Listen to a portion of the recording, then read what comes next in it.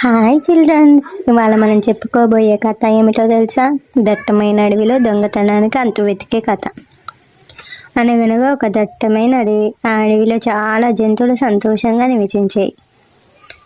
కానీ ఒకనొక సమయంలో ఆ అడవిలో దొంగతనాలు జరగడం మొదలైంది. ఆ విషయం తెలుసుకున్న రాజు ఆందోళనలో పడ్డాడు. ఒకరోజు పండు అనే కుందేలు అడవిలో జరిగే విషయాల గురించి ఆలోచిస్తున్నాడు.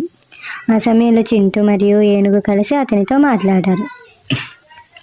ఆ దొంగ చాలా తెలివిగా ఉన్నాడు పండు అని చింటూ అన్నాడు. మన రాజు దీనిపై చాలా బాధపడుతున్నాడు. పండు కోతి సీరియస్గా ఆలోచించాడు. ఇది సరైన మాటే చింటూ, మనం ఈ దొంగతనాలకు ముగింపు పెట్టకపోతే మన అడవి ప్రమాదంలో పడిపోతుంది అని అన్నాడు. ఆ రోజు రాత్రి పండు తన ఇంట్లో ఒక సమావేశం ఏర్పాటు చేశాడు. అతను చింటూ, ఏనుగు, అలాగే బానుకోతి మరియు పక్షులను పిలిచారు. అందరూ కలిసి దీనిపై చర్చించేందుకు సిద్ధమయ్యారు. పండు మాట్లాడుతూ ఇలా అన్నాడు, మనమందరం కలిసి ఈ సమస్యకు పరిష్కారం కనిపెట్టాలి. మన రాజు కూడా మనపై ఆశగా ఉన్నాడు.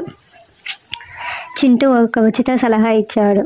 మనందరం కలిసి కట్టుగా ఉంటూ ఈ దొంగ ఎలా దొంగతనాలు చేస్తున్నాడో గమనించాలి. బానుకోతి వెంటనే స్పందించింది.